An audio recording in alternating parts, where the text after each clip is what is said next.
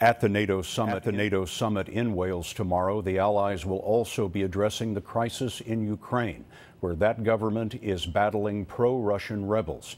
In response to that situation, the president is sending more U.S. Air Force units and aircraft to the Baltics, and the U.S. will contribute troops to a NATO rapid response force in Eastern Europe.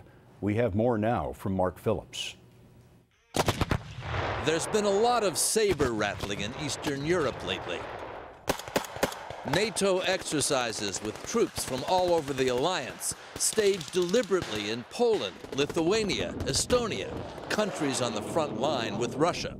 Now NATO says it's going to make this kind of deployment more permanent with its new rapid reaction force, about 4,000 strong, a spearhead they call it.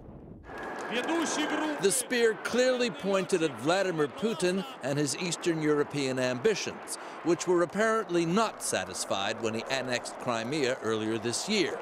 The West was caught flat-footed then. What they're deciding on now is something that can respond much more quickly. Alex Nichol of the International Institute of Strategic Studies.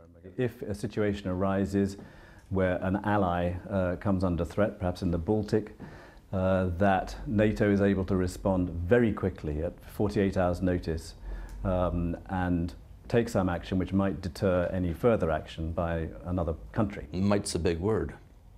Well, I think that, yes. Vladimir Putin, visiting Mongolia today, has proposed a peace plan for Ukraine, but one that would leave pro-Moscow rebels in control of the areas they now hold. Putin has the strategic advantage in this standoff with NATO. He doesn't have to get agreement from 28 countries before acting. Putin's more nimble than they can be. He's absolutely able to be more nimble, and of course that's not going to go away. NATO's new rapid response force is designed to be nimble, but it is still a conventional military response to a Russian leader who's been using unconventional means, and who, Scott, has had NATO scrambling to come up with a strategy to reassure its new Eastern members. Mark Phillips in London for us tonight. Mark, thank you.